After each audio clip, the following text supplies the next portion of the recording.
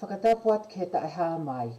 Whakatuloa ke kakaitupu ai whanua ko ken pela ai ha anabri mo nana wo. Whakatapuat ke ta masi ipili ni skalauni tu pouto a o ka alala. Ke ta haine pilinses kalauni si nai takala tuku aho. Ta haine pilinses ko latu fui peka tuku aho ko tala whikaulahi a tonga ki Australia. Ho eiki koto ko mea mai he aho ni whale amata pule kautaki lotu.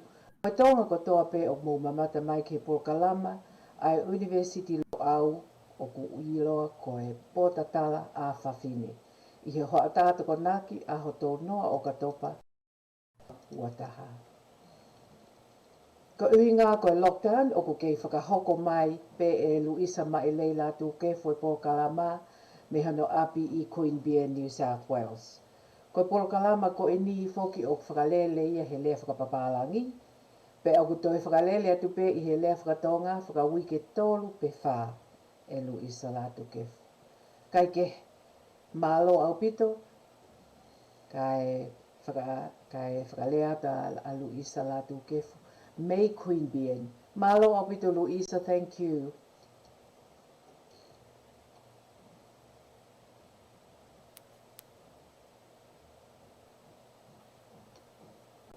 O MALO pito Luseane Tuita-Nakao Lafitani lava e ta whakawhilo aki.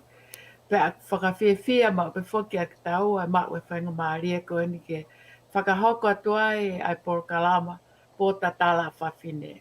I ngā lope pe a moe ngā loata i e lea whakatonga a whoki. Atu hene kore whakamore te manga au e aki pe ngāhi lea whaingofua mo mahino i he Polokalama e Potatala o e ahoni ko hi ke mahino atuai ai mea ko whia mau ke ma whamatalai.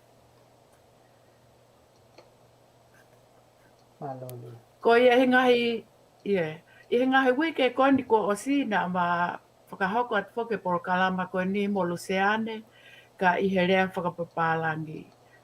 Aia na mapotala noa ai ki he Polokalama o ku whakalere aki ai ngā ue koe ai kautaha a mamani pa koe World Health Organization. Ai koe kautaha mo uia a mamani. Pea na toe pōpō at whoki ai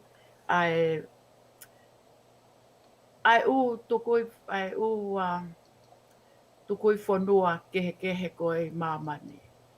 Ine whakalere koe Polokalama koe, ai au iloa koe healthy aging. Pea koe ma ki i whakatonga ki ai pea mo Luseane, ai o mapehe koe Polokalama koe ni healthy aging, koe whakatau te whito e ni ki ka venga ngā ue koe ai United Nations, po koe ngāhi pure anga whakatataha mamani, aia kui koe decade of healthy aging. Aia koe Lelei me wanoa wataha ke wanoa tonoa. Aia na whakamo oni whoki ai kautaha mo ui ko a mamani, ai whakaai kui koe World Health Organization, i he whakataha hono fitu tolu, ai World Health Assembly. Aia na whai ai a kosi a tolu, i he tau koni kua osi, wanoa. Koia ka Luseane? Iyo, malolu. Koia.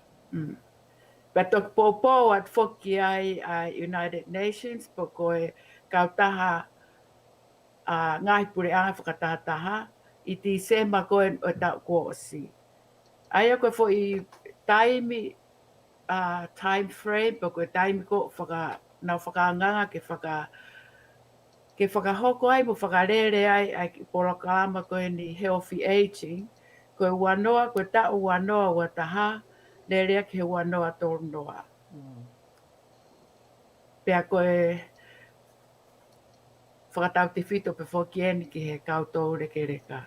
Aia koe tau mua ngā uia e kautaha ko uia a mamani, World Health Organization.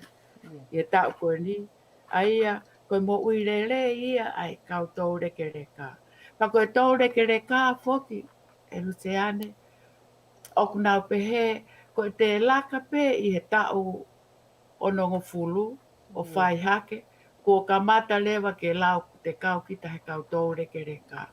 Ka koe mea whakafo i tui pe foki a takita whanua e nau hanga koe o o ai mai e tā o koe te kamatai e nā ui koe Kau Tuolekeleka. O kia o mao ke Kau Tuolekeleka ke tā o koe toulekeleka ki tō ngā Luseane. I ka Lu'isa koe ku wakai pe whake akuia koe mea koe a tau tōro koe he ni koe ono ni mā o ku retire ka kai Fafine he pe retire a ka kai tangata he whitungo fulu. Ka o kai ke o mao e auia e Lu'isa pe koe haa koa ai ta o koe tonga. Maybe mahalo koe tatau pe he. Ko tiu tatau pe moe ni pe ki maha kuna ono ngofu na o tōru ia. Ai ka kai Fafine. Ka ki o mao ke ka mahalo ia pe hataha e whakalea mai mei tonga ki he ta o koe Kau Tuolekeleka i tonga. Koe. Ka te tato ki lawe pe a ka wat i he konga koe o Polokalama koe ni. Ai ano whakawhai ke he i koe a tā o motu at pe a moe ngahi mea ke he pe o toi kau mai koe ki he lava ke tau pe he koe Kau Tuolekeleka ia. I he mea tato ki lawe pe ki ai ki mui. Kai ke he koe tau mua ngā au e whokia e kau taha mo ui ko a mama ni Luseane. Pea tau pe he hange koe ko nau pe he koe toi whakalaka ange e mo ui e Kau Tuolekeleka. Tau nā toi mo ui fuoloa ange. Ange koe kau he taimini. Ka uku toi whakakau pe whoki. I hono whakalea whakamāmani lahi. Ok tau ok pe he.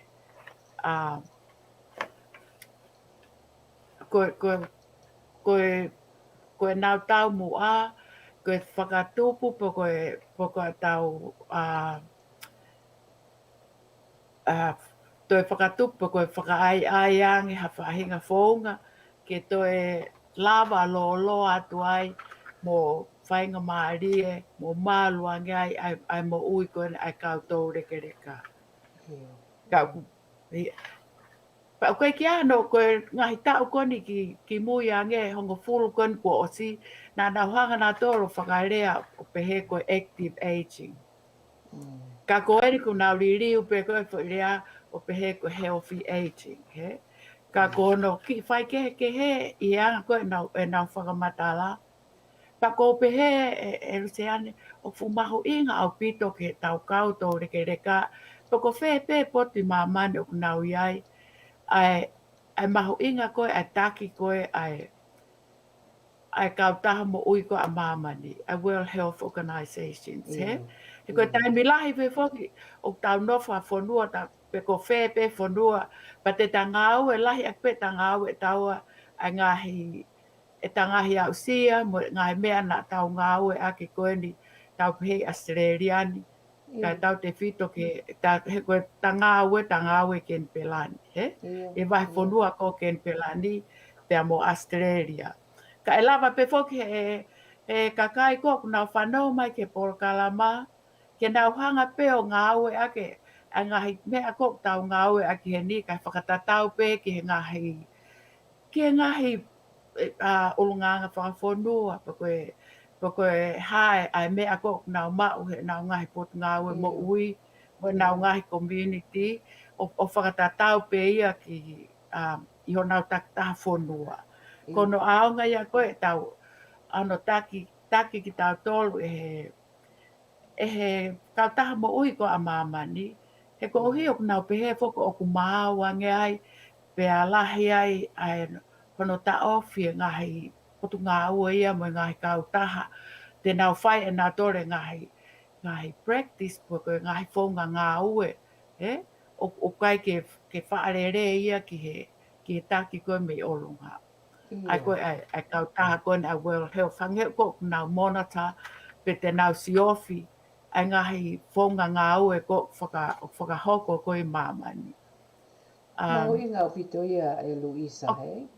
Koia. Mau inga pito ke tau whakaongo au pito ke WHO. Toki ngau ake pe ngahi tutuuni ho tau ngahi wheitu ke he. Ka koe fo I main body e kok ton ke tau pay attention pa tau he. Tau anga mui mui ka nau tolu. Au pito, mo on. Iyo. He kuhangia rewa koe oku malu I he. A tau tole fo ngā ngāue kok tau ngāue a kipa. Pea moe taha Luseane te lava peo o tau pehen hanko tau kainga koe tō ngā. He. Te lava rewa ke tau sio ke aonga a e tau mui mui ka toa koe me lahi anga kai whanua ko mamani. He. E tau mui mui koe I he taki ngā aue ai pot ngā aue ko ai mo ui a mamani. Te e tau whakatātāni ko tau os mātātonu pe I he taimi kone COVID-19. He ku whainga maari e pe whoke ngā he whanua lalahi anko Australia, New Zealand, Amerika, he? Britania. Ka koe hange koe koe Pasifiki rewa ia. Ai koku nau si masive siva I ngā he mea koe hange koe mea huhu kon ke COVID-19. Kono taha ia ngā he aonga koe tau ngā aue whakataha I he kau taha mo ui ko a mamani. Koe lava rewa ke tau hanga tokonia. A ngai whanua ko o kunau si masiva siva I he ngai mea ngā aue. Mo e hange koe ko ngai vaccine. Ai ku tau sio ai koe I he whai tau koe ne. Tau pehe maina taha waru koe ni koe po osi. Koe ato Australia ato ngai mea huhu. Vaccine ki tonga he, ke Pasifiki. Pe koe o ato nau kau ngā aue me he ni. O set up, o tokoni ke set up koe teu I koe a tonga, mo Haamoa, mo Fisi. Ke anu tāri koe ne, maha ki whakaauha koe ne on pandemic koe ne tau whono ngā tuai. Iyo, au pito, mone au pito e Lu'isa. He koe tau maha ke tau whakaongongo Lelei pe koe ki he WHO. Pe tau whakangongo ki ngāhi wheitu mo ngāhi mo e pureanga kok tau iai. E ki whaingo fuang e tau nofo he, mo e tau mōmui. E kuhange koe Potatala noa, na o si o hifo he ka ngāhi toko ni koe Australia ki Papua New Guinea. O te mea huhu he, mo Tonga. Ai e maha dai o te mei he ni pe mo Nuusila. Tau whakawhetai pe Luisa. Mo ngā ue. Iyo. Tau fia pe mo whakawhetai oku o te toko ni pe he ni me he ngāhi whanua lalahi ki o tau ki whanua ko Tonga. Ke lava mauai mauahasi inonga mo I Lelei ho tau kāinga koe ni Tonga.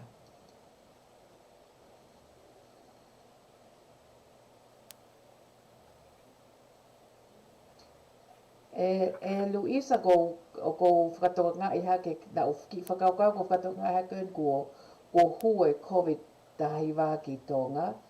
Pea ko whakaukau mo pehe kumantu e ni huma koe ki he nina nau whakatokanga mai. Ki he Kau Tuolekeleka, he? Ke tokanga e si Kau Tuolekeleka, he? Ko nau tau nau vulnerable, pe nau, he? Koe ke nau mo ui Lelei pe, he? Ko pau ke whai whakatokanga. Pa ko whakaukau pe, o pe ku ia e whakatokanga ke si kakai koe ni I Tonga, ke tokanga I make sure nau vaccine o kuhu nau tolu mo kakai koe hangi koe kakai ke nau mau I suka mo ngāhi mahaki ko ia. Ke whakatoka ngai pule anga ka nau tō ke nau si o vaccinate. Kai ke whoko tahaya ngai mea ko ka tau pehe hange ko kakai kono ko, he?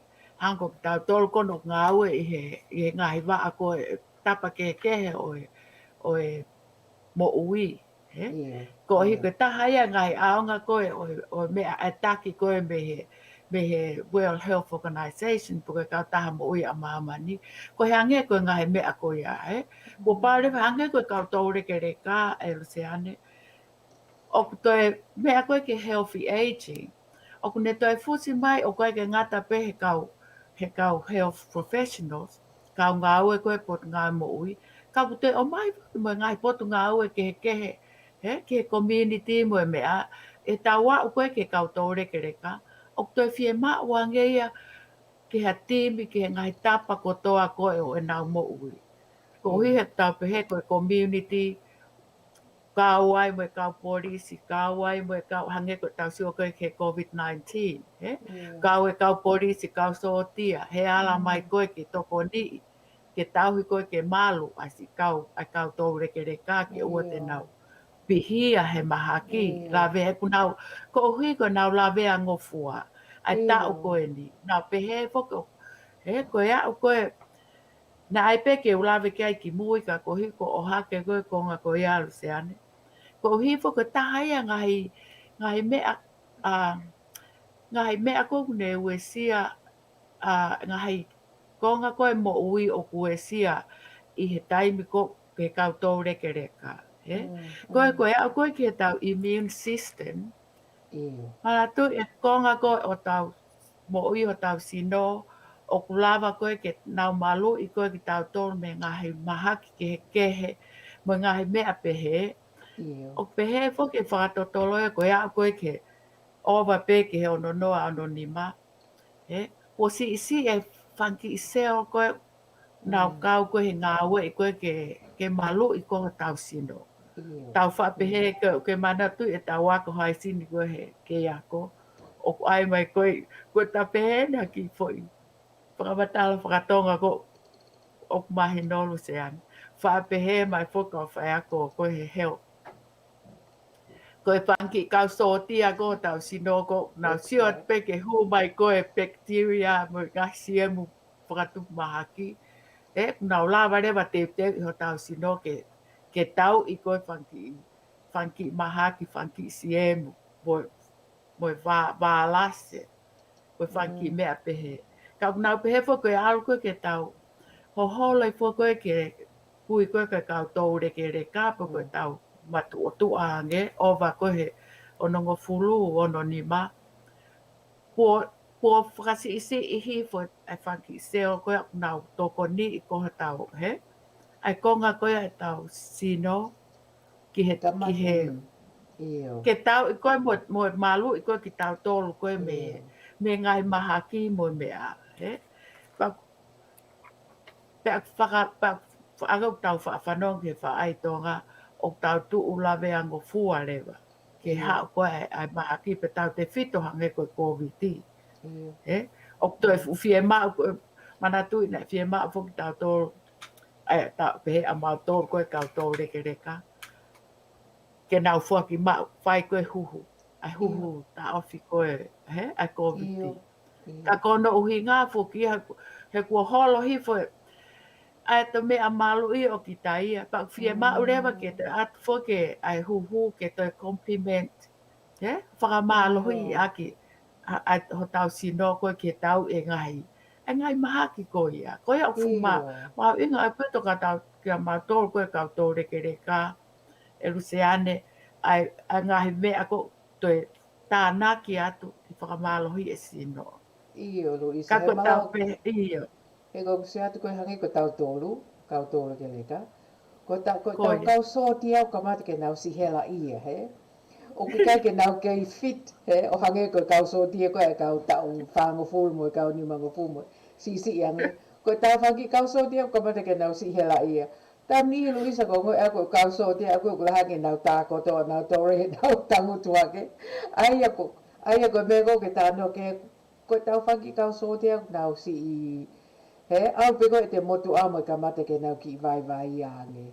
Ai a koe hu pau ke te koe ki whenga ia koe ki I vivi ange kau soti ange ke nau tau I maha ki I he ene hu mai.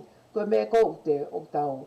Whawheta ia pia ia mea koe huhu COVID ke te aro o huhu ai ke te ki hao atu.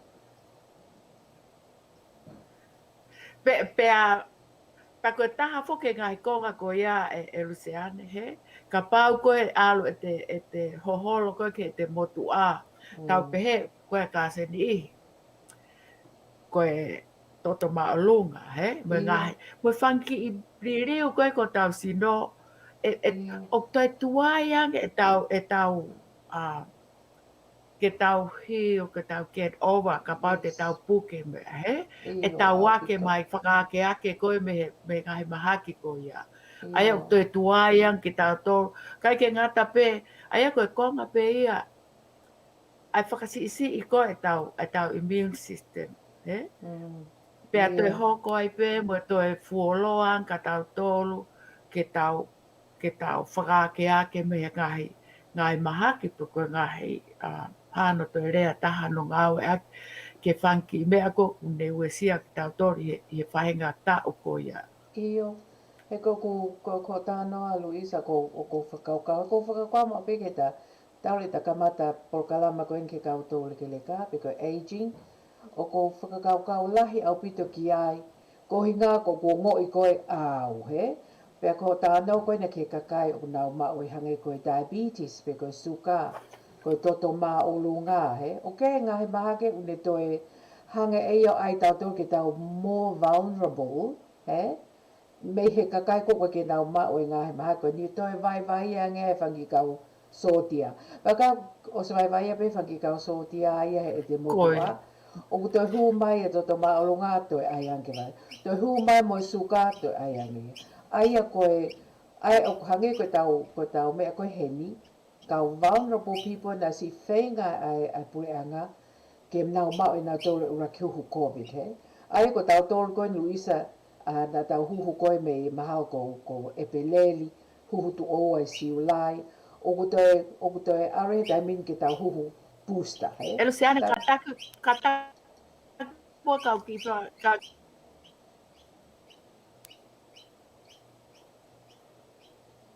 Ia lea mai koe Lu'isa.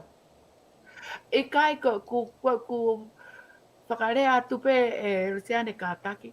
O ku motu atu e ku o ko whanonga mai motu atu e ku rea me Ikai. heni. Whakafo ofa peho lea mai Lu'isa. I kai e ku hange o ku time ko ke rea mai ai Luseane. O ku hange ko o ku motu mai. Iyo. Taim ni hia o pepe Lu'isa ko hinga koe MALO hi ko ho neti, pe ko ene vai, he? Ai e ko ne MALO hi ko lele ho neti e ongo Lelei atu. Ai ko mea pe mahalo ki mea pe neti. Tāno mai pe koe Lu'isa ko he ko aselei mai pe ki hen, ke studio. E mea ko mea pe nau fie e ke atu pe ko Iyo, ka sai pe. Sai mea kotoa.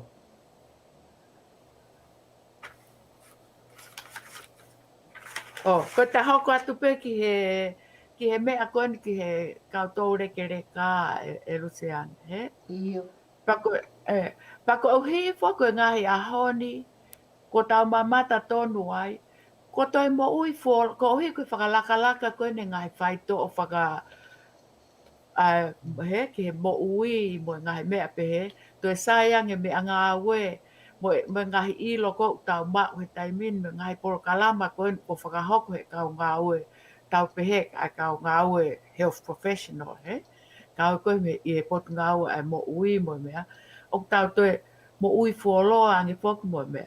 Pako taha ia ai ngahi mea, o toi fie mau ai ke mahino koe ki he kakai, ai mahu inga koe ni, ai ngahi mea koe ni, he? Ke ngā hange koe ngahi tokoni koe moe, hange koe huhu, me ngahi mea pe he. Kia te au, o fu mahu inga au pito ke mahino ka ki nā tore, ai ngahi konga koe ia, he? Mono, pia mo uhinga au si wale lau atu ai si kau ngā ue koe hange ko tā wā, he? Whakamatala I atu koe ke mahino, ai ngahi mea koe ia, he kope, he koe taha ia ngahi mea, o tokoni koe ki he Kau Tuolekeleka Luseane, he? Kai ke ngata pe I he, tau pehe ai mahino koe tau mo ui Lelei, pia mo mahino koe ai ngahi tokoni, whakawhaito e lawa tokoni ka ki tau tolu ke tau toi mo ui Lelei ange, mo mea. Ka o toi mahu inga foki I he Polokalama koe ni a healthy aging. O nau pehe foko o mahu inga hange koe ni koe nau anga nau sio. Koe konga healthy aging o tau kei lava peo o lue hall, he? Tau kei mohe Lelei pe, o tau kei lava peo o hufanga whakatapu o whawhanga ki tau tolu aki. E tau mea kai, kai ke heko hui, e whai at pe foki, taua ke taimi kai ke tau ke mau e a ngahi iwi po ngahi he lava Ia. tau sino o whai e ngahi ai ngahi mea ko ia ai aku no molo pe ki he mo ui a toko taha he Ia. tu ke Ia. he taimi ko taua ua tuai ki ai Ia. Tau pito. Ka koe maho inga foke ai ko taha foke ngahi mea ko maho inga e ngahi mea ko ni ko hi he kuhanga lewa nā tolu whakai ai mai ke tau toe nge tau sio ke o tau ātakai he ai maho inga koe a tau ātakai koe o tau nofo ai ta whakafuafua pe ke ta whaapehe koe hange koe ko vai whonua ken pela e Luseane he Ia. o fu ilonga apito e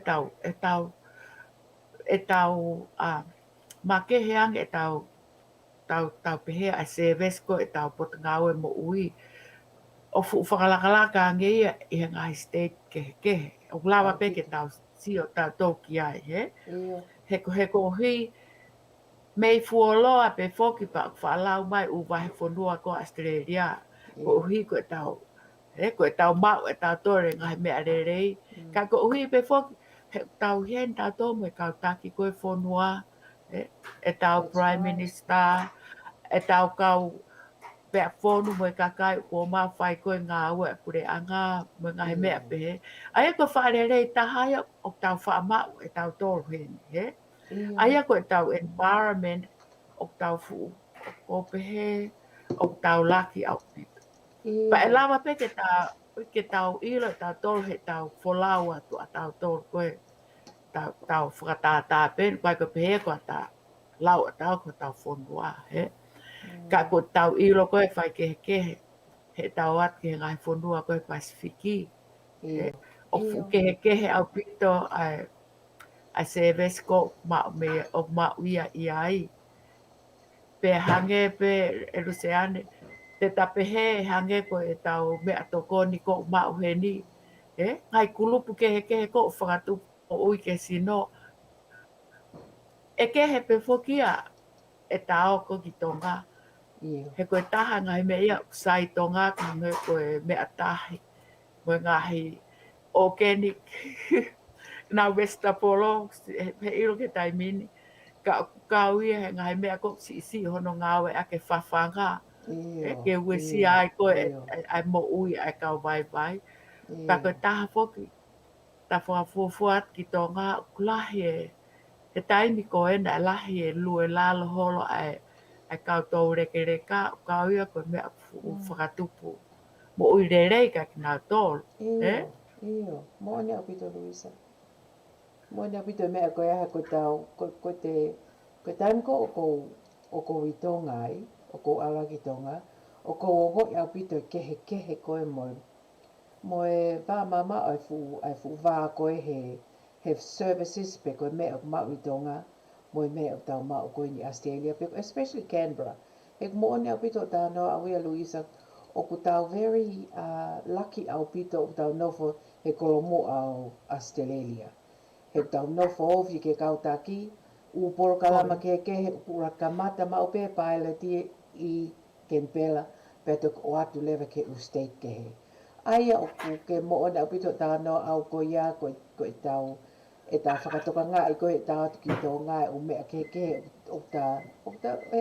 o tā nofo moia heni i Kenpela o ataua o ke ma o ia i tonga.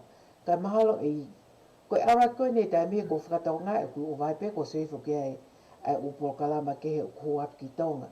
Ka o kai pe ke o fu umao Lelei au e Lu'isa ke Polokalama koe ke Kau Tuolekeleka. I tonga.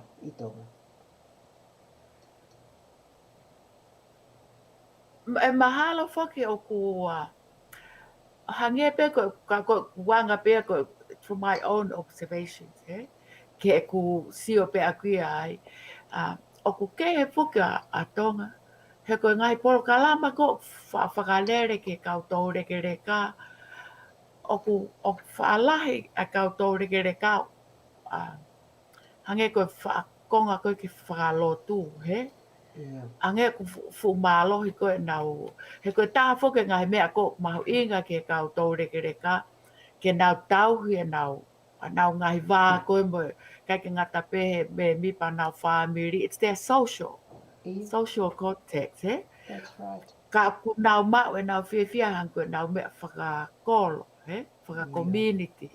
Ai ka kai Fafine. Hange koe langa whonua, mo ngai mea pehe.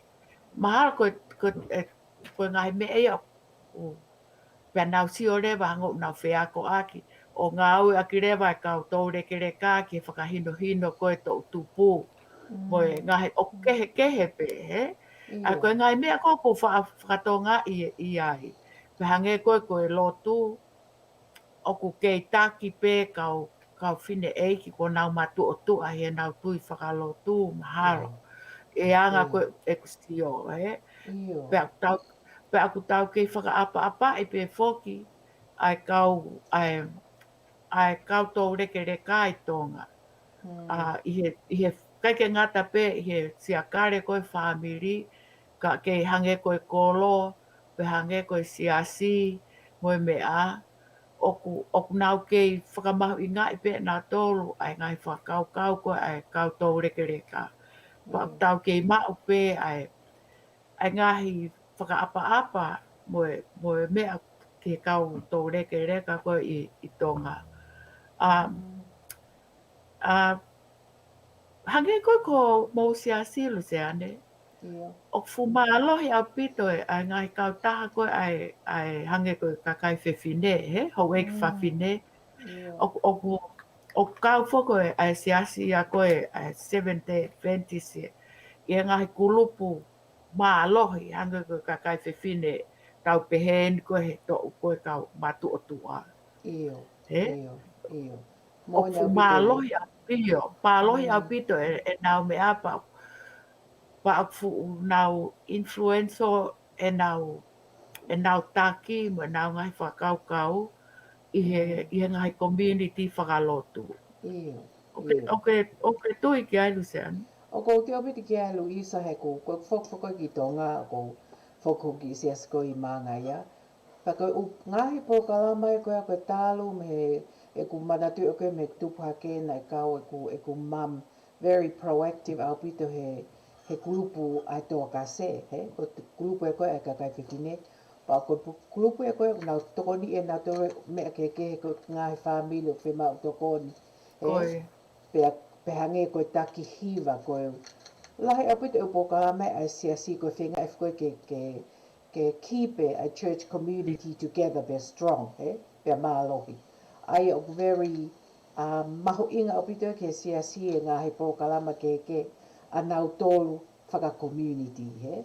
O kei lele pe e kai mino a mai ke ahoni a ngahi Polokalama tokoni koe ai siasi ke community, he? Pa whakawhiawhia. E te sea tuko o ku kei tauhi mai pia mai ke ahoni a ngahi mea koe ia. Mo taki koe ka kai Fafine matu o tua he ngahi mea lahi i tonga, he? Koe. Ko mea pe ko whakatoa rai, whakatata pe hange ko au, he? E taim ko au lai ki tonga. O mahino pe ka te au ngahi mea koe ke he kolo, mea whakakolo, he? Hange ko nau tō ke ngōu e pa koe taimine ngai ahonu te sio. Ko alo e ho e ki Fafineo, taki he ngahi hange koe whake whanki i moa. Ko whanki mea peheke nau tauhi, he? Ko hiki whea maa koe whamiri, moi mea. Pea koe taimine iho ko sio ki ai. Kai ke he whoki, e Luseane, kono whakamatala i koe he potungai mo ui koe a mamani. O kai ke pehe ke ngata pe i he mo ui whakasino, he? Ka aku nā whakamama whae whoki, a mea ko ta ui koe mo ui lotolu. He? Ai koe atamai ha sino lau maari. Iyo. Mahalo Lu'isa koe me e koe o ko mahu inga ia au pitau ia he tāno koe ke mo ui whakaatamai, he? Ai healthy mental well-being. Mo mea koe ko ange koe na ke tāno ke ki mua ka pau mo ui Lelei, hoto atamai, mo mental health, e kau Lelei e ki hoto sino, he? ko e te stress mo te kai ki te mo lelei he whakaata mai mo spiritually mo mea ko ia e kaunga kopi ia ki hoto sino o ki tahe lava peo ai ki te puke pe ki te ko hinga ko ke lelei a ngāhi konga ko ia mo na pito e Luisa he ku sai mo pe foki o koe taime ni e Luseane. O hange ko ku te au ke tau motu a koe ni, he? ia O ku he si o koe ai o kau e culture with tau ulunga ngā whakafonua ke a tau tōru whakafo i tui, he? Ki e tau wa o koe ke ngai tau ko ia o ku mahino le vai e hange koe genetics, he? ia Ke te toto, alu koe toto family, he? ia I longa koe na te, mea ke hato tupu a ngā mo mea. Koe mana tui foki i heni Luseane. O whamama whai foki e uraki tau e whaa koe o e tupu, he? ia O e ai mo ui, he kunau pehe foki te a o koe ke te hoholo ko ke Kau Tuolekeleka. He? O ku kau e mea ia ko ia he tokoni lahi koe ke ke te whiri koe a lifestyle koe ke te mo ui e te au koe ke te matua. ia Pia pako tāwho ke mea ko whatonga e Luseane. O mahu inga o pito a environment hange koe na te tupu hake ai. He koe alu koe ke te hoholo koe ke te toulekeleka. Pia mo tu unga whakaako. Mo tau pehe koe tu unga whaka ekonomika. He nai o hake ai kita he mea. O fu asi au pito ia he. Ta whakatata pen ke te whakatata pe ka te au safe anga pe. Ke o te ualo. Pa hako ai lau. Pa ki ha. Pa te ria.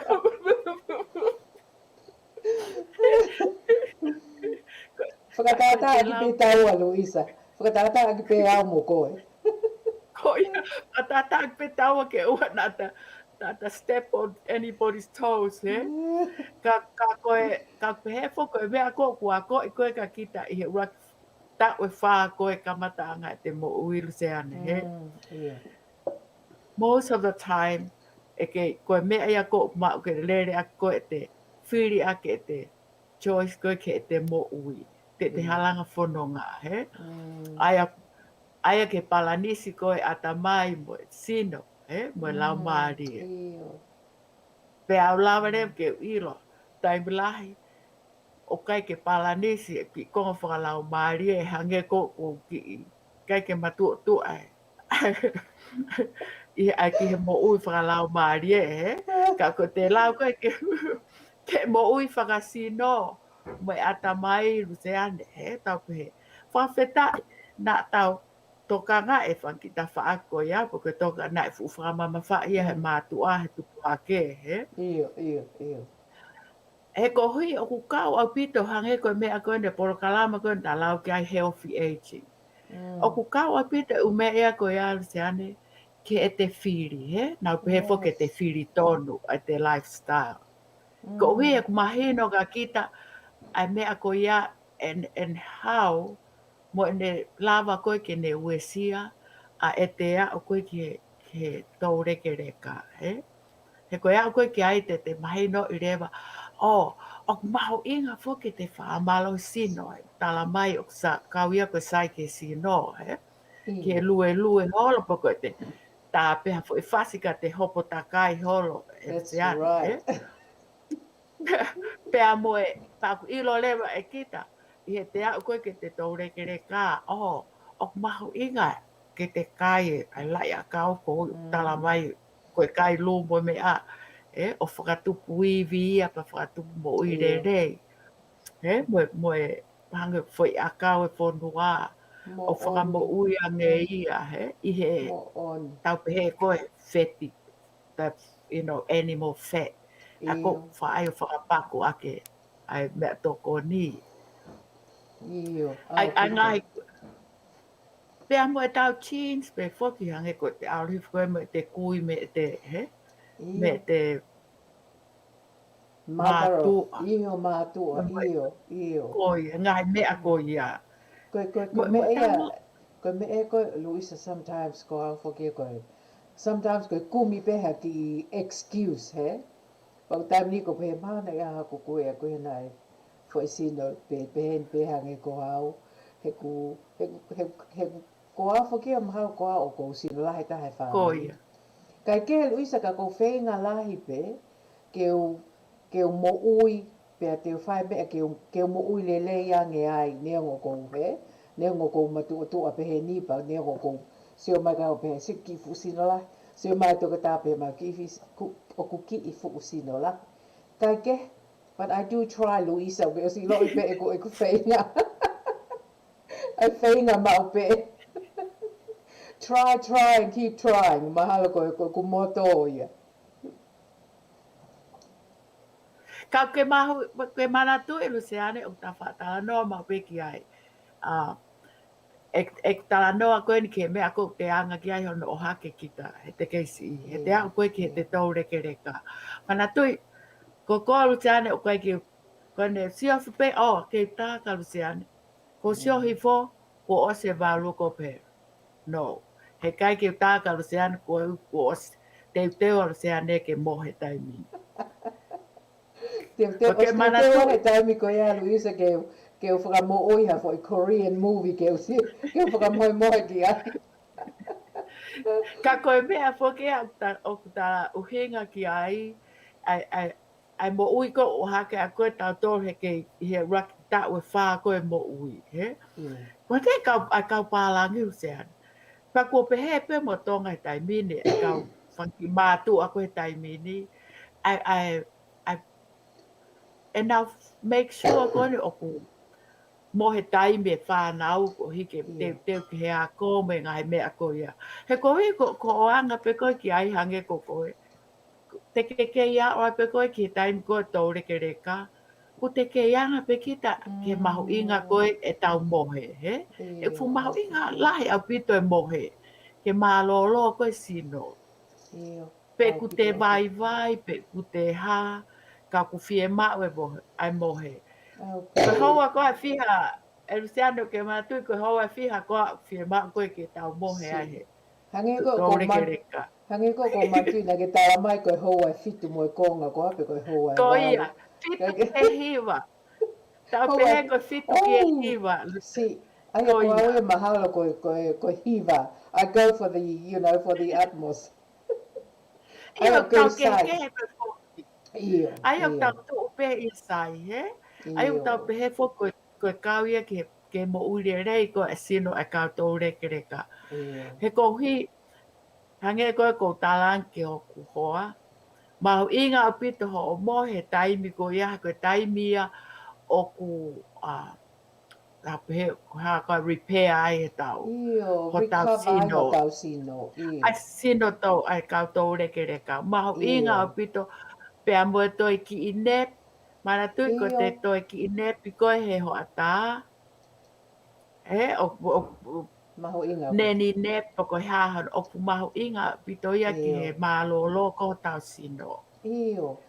Koe mea koe ku. He ku mahu inga o pito ho tānau koe ni Lu'isa pane whakamantui mai ka tau tōru. O koe tō whihen ho tānau mai ke mea koe ni kia te au he. Pa ko I find it mahu inga o pito i ki au he ku taimi koe ni he toulekeleka mo sio koe ke whakamantui mai e mea au tōnu ke te whae koe ki lue koe ai e mea kai ke. Ko au e koe ki whakasisi pe kai sokaleti e Lu'isa koku vai se koe mea ko ki I'm very weak ai koe ke sokaleti. Koe i raipa me ko pehe maha koe suka. Ko tua koe kai suka ai e Lu'isa. Sisi e kai suka ka koe sokaleti pau ke ta ofi au pito e maha ai tu o taha peha wike. Kai ke he Lu'isa o ko whia ke hanga whaka osi mai e ta Polokalama o ki i recoup mai. Ko hi ngā he pata recap mai pe koe ko osi e ta taimi. Ka ku mahu inga ke toi recap mai koe ki whakamantu mai ho e takamata tā noa he aho ni MALO. Ko ia. MALO o pito Luseane. mahalo ko to fie mau peke te foko ki he hange ko tatala noa foki ki he ngai pot ngawe mo ui he mau ingo peka kita ke te mahi noi a wai ai uhinga o tau hange ko pot ngawe mo ui he o ki ona fatongia ki ona toka ngai ko tau mo ui whakaluku fua he pea mo ai o mau inga pe tau iro ko mea whakamama lahi ko mea whakafonua pe ko mea whakafamili he ka koe ngahi potu ngā ue mo whatongia ko ia o ku whare ia me o lunga pea mahino rewa pa tau o kuai rewa ki whalala ka ki tau tolu he ki ngahi potu ngā ue pe he pea ta arifu pe foki he ke mo ui whakaluku fua ko a toulekeleka